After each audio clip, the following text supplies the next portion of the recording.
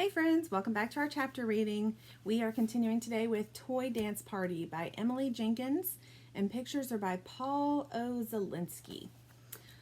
So last time when we left off, the mouse Bonkers had been sucked up in the vacuum, and so all the friends had to do a rescue search, and they had to go and chew a hole in the vacuum cleaner bag.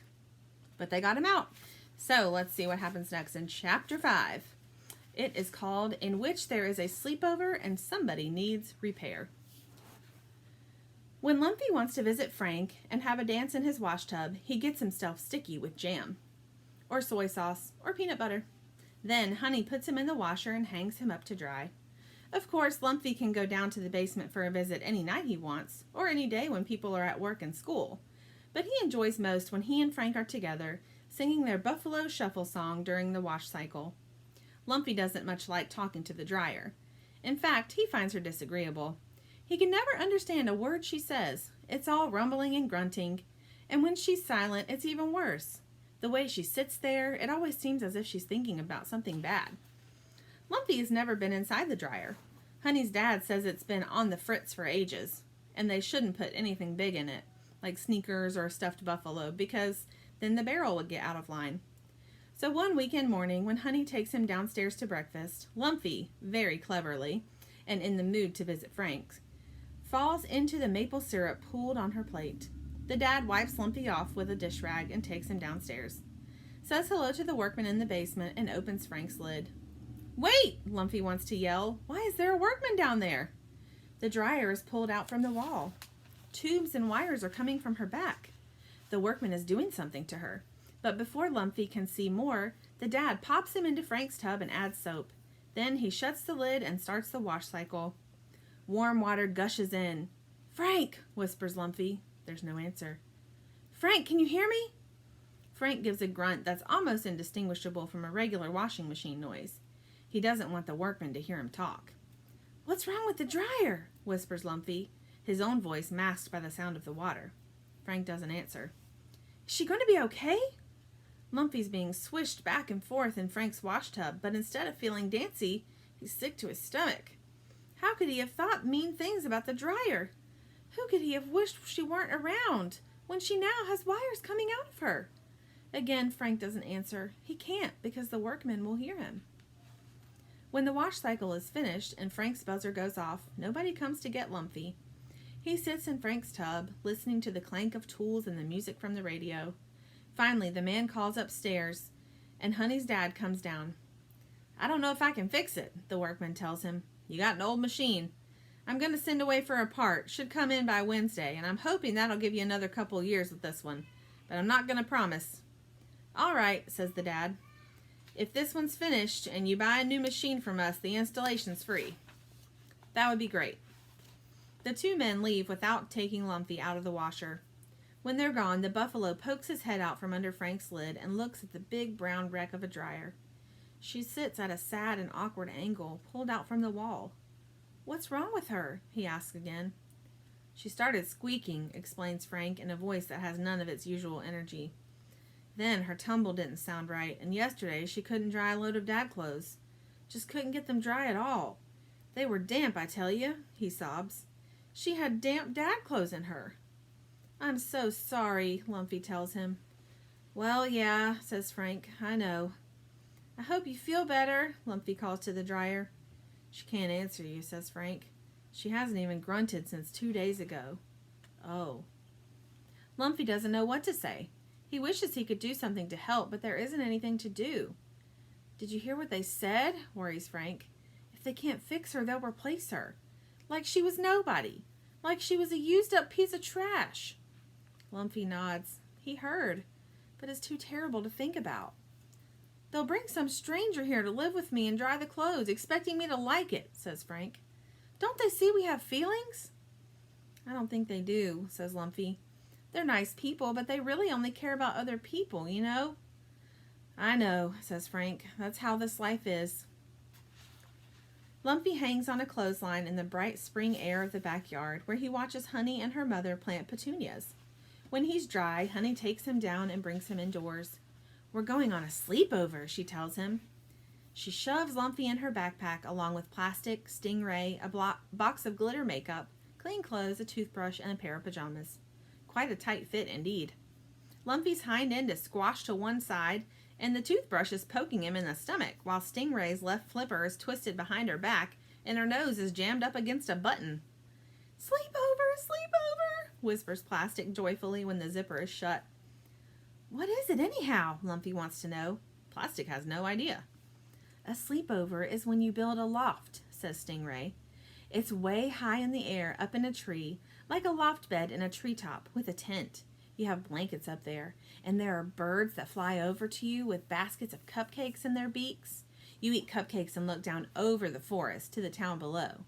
Then you make wishes on the stars you see, because there's so many stars when you're up on top of the world, and then you go to sleep. You are up high over the rest of everything, and you're sleeping, so it's a sleepover." "Hooray," says Plastic. "I can't wait." "I wish we didn't have to go in this backpack," complains Lumpy. "It's too small, too dark, and it smells like permanent marker." Just then, Honey unzips the backpack and takes Stingray out. "I forgot, you don't like the backpack, do you?" she says, giving Stingray a kiss where Stingray's cheeks would be if she had cheeks. "I'll carry you in my arms." Specialness, specialness forever and ever. Stingray can't help smiling as Honey zips the backpack closed. Lumpy and Plastic are in the dark. "How come she remembers that Stingray doesn't like the backpack, but she doesn't remember that I don't like the backpack?" mutters Lumpy. Plastic doesn't know. She doesn't like the backpack either. The sleepover is not like Stingray said it would be. It's at Honey's friend Shay's house in Shay's bedroom. Shay's bedroom is not over anything. Actually, it's on the ground floor. Honey is sleeping overnight at Shay's. "Now I get it.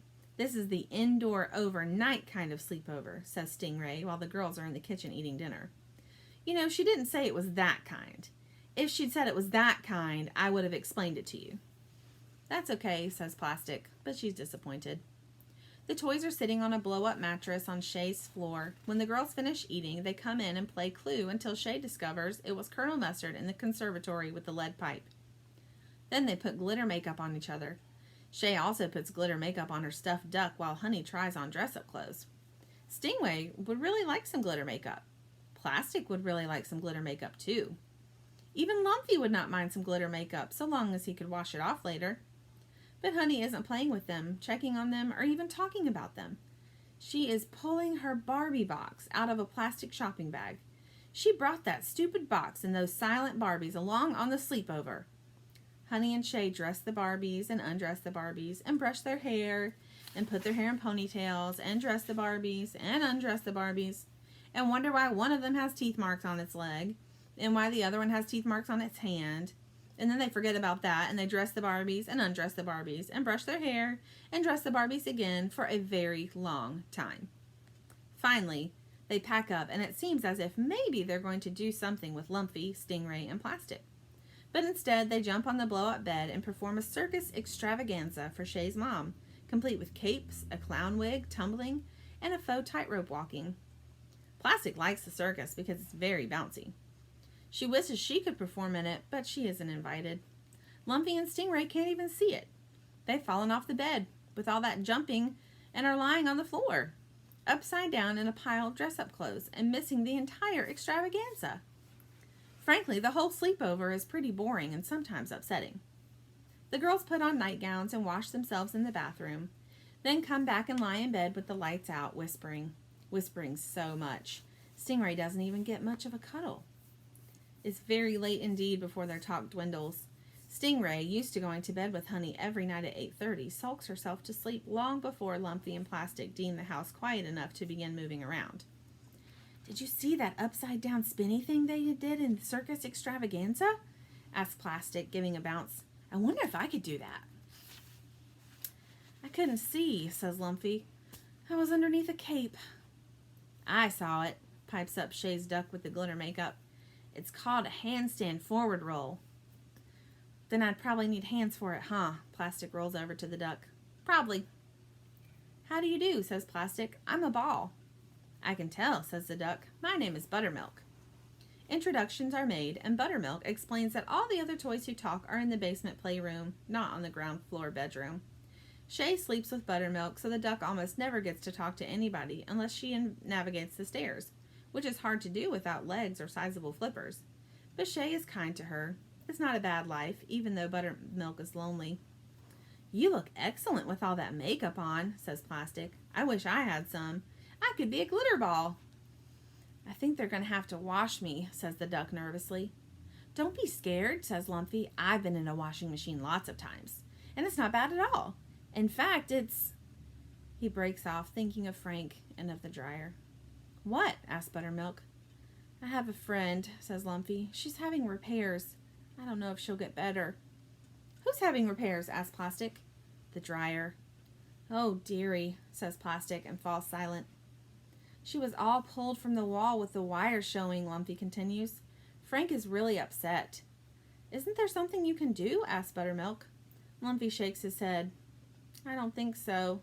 I tried to think of a get well present, but it's hard to find a present for a dryer. She doesn't play games or wear clothes or eat or read. She can't even talk right now." "Oh." Buttermilk is on Shay's bed, and she waddles around Shay's sleeping body to the windowsill. "Look outside," she says. Plastic and Lumpy join her. "You can wish on a star," says Buttermilk as they gaze at the sky. "That's what I do when there's nothing else."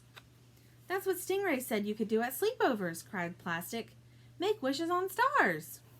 "Sometimes my wishes come true," offers Buttermilk. "What do you wish for?" Lumpy asks. "One time I wished for visitors," said the duck.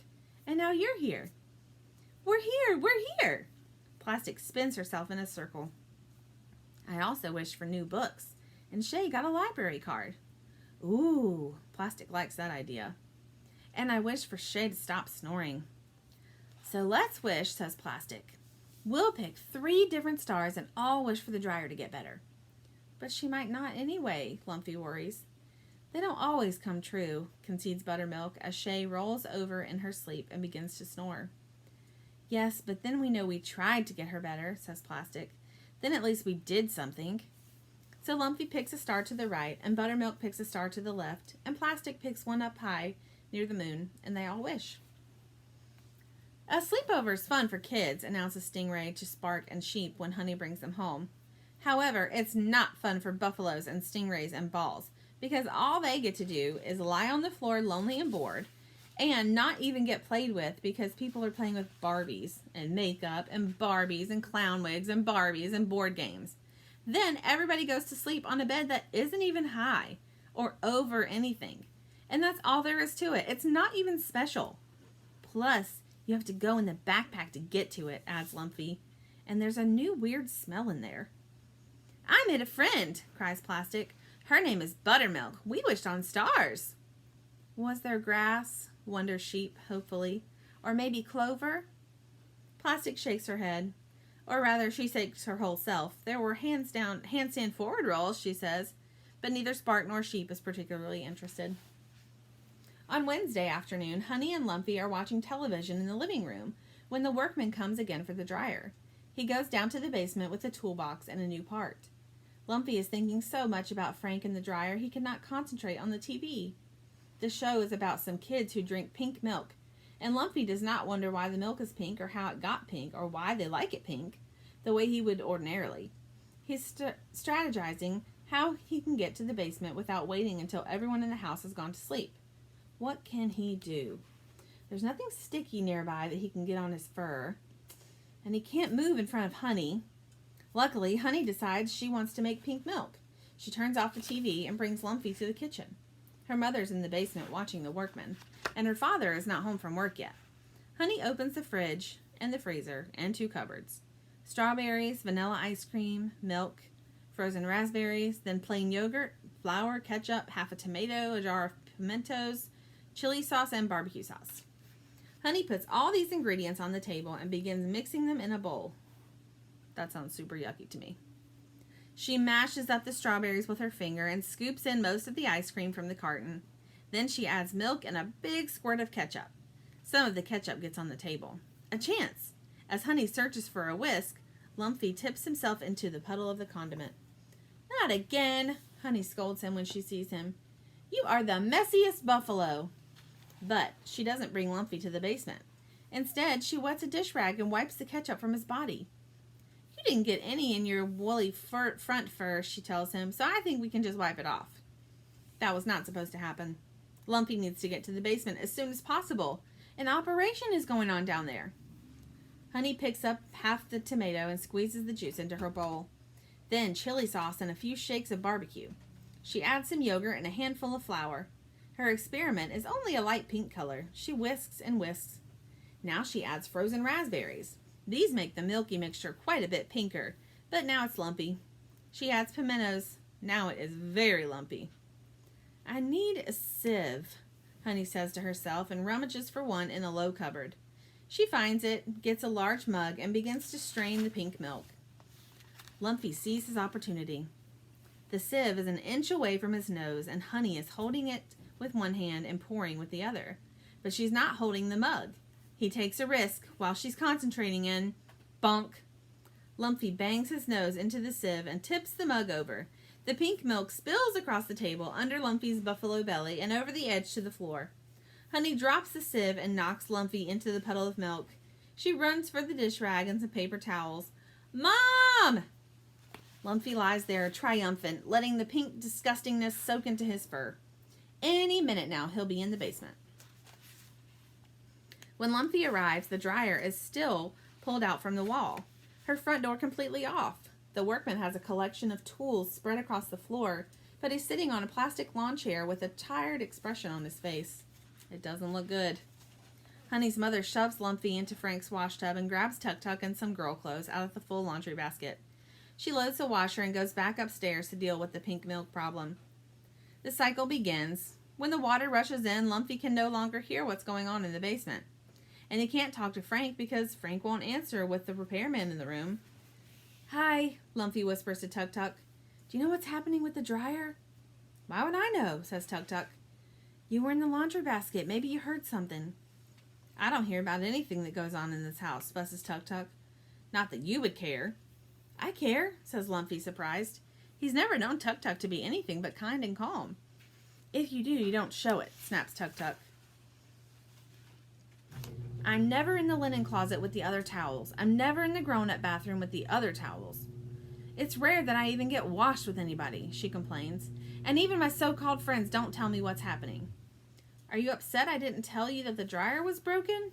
It's not about the dryer, sulks Tuk-Tuk. What's it about then? Lumpy asks. The water drains and Frank's tub begins to spin. I heard you had a dance party, Tuk-Tuk says. Every other towel in the house was there. They're all talking about it. Oh.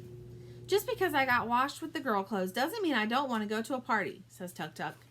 And just because I can't dance doesn't mean I don't want to either. So here's the basement. And there's Lumpy going into Frank the washer. And there's the repairman looking like he is just having a hard time. Lumpy doesn't know what to say. He wants to make Tuk-Tuk feel better, but they are inside Frank's wash tub, and he can't say in front of Frank that he never intended to have that dance party in the first place. So he stays silent, and Tuk-Tuk stays silent too. They let Frank go through the cycle. When it's done, Frank's buzzer beeps, and Honey's mother returns to the basement. She dumps Lumpy and the towels into the hamper while she talks to the workman, who is finally finished. He's putting away his tools, and the dryer is pushed back against the wall. Thanks so much, the mom tells him. Come up and I'll write you a check. She sets down the laundry basket.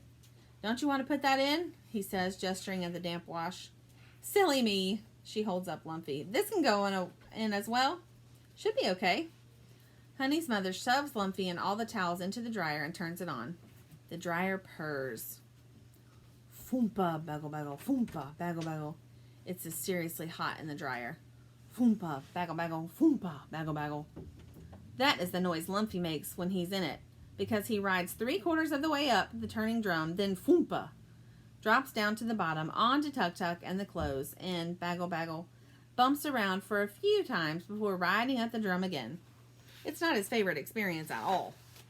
In fact, he feels sick to his stomach, worse than he's ever felt sick to his stomach before.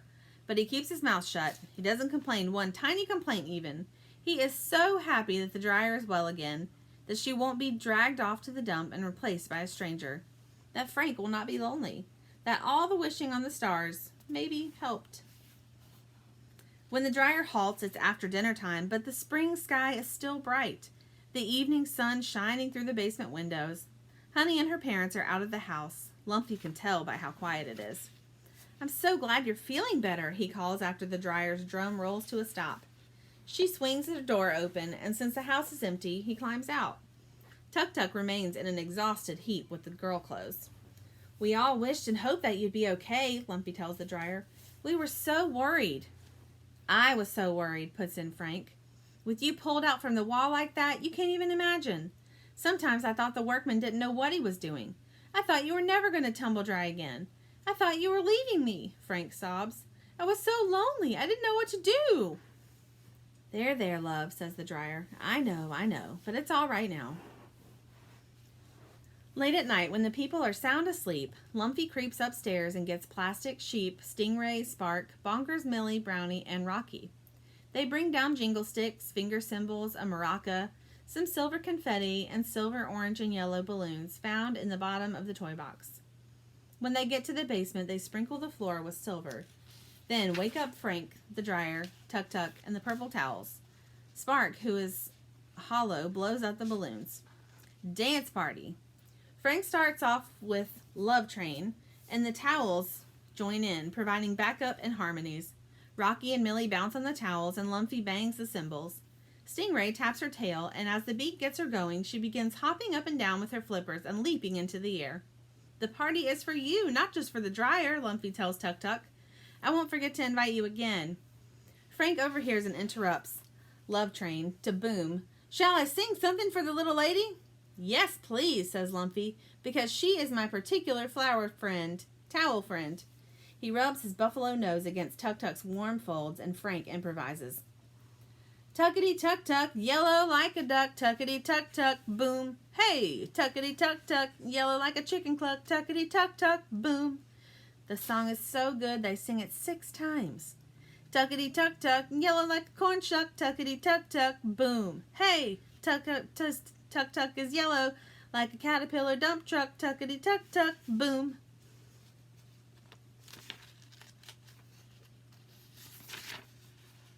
Tuk-Tuk, seated on top of the dryer and singing backup with some of the other towels, isn't angry with Lumpy anymore. The music is loud, Plastic bounces and spins. Spark rears onto one of her tail and waggles a jingle stick ferociously, and Stingray is flapping and clapping. Lumpy's going to town with the cymbals. Bonkers and Brownie are wiggling themselves so hysterically they keep falling over their tails, which sends them into fits of giggles, while the dryer swings her front door open and shut and blinks all her lights on and off. She is dancing. "Sweetheart," says Frank when the Tuk-Tuk song is over, "this next one's for you. Towels, back me up some. Here we go." "She's our dryer, la-da-dee-da, and she's healthy, diddly-dee-da. We love that dryer, shake, shake, and shake, 'cause she's our dryer, shake, shake, and shake. If you're damp, she'll dry you out. If you're cold, she'll warm you up. She makes a lovely rumble sound. We're glad our dryer's still around." Everybody now!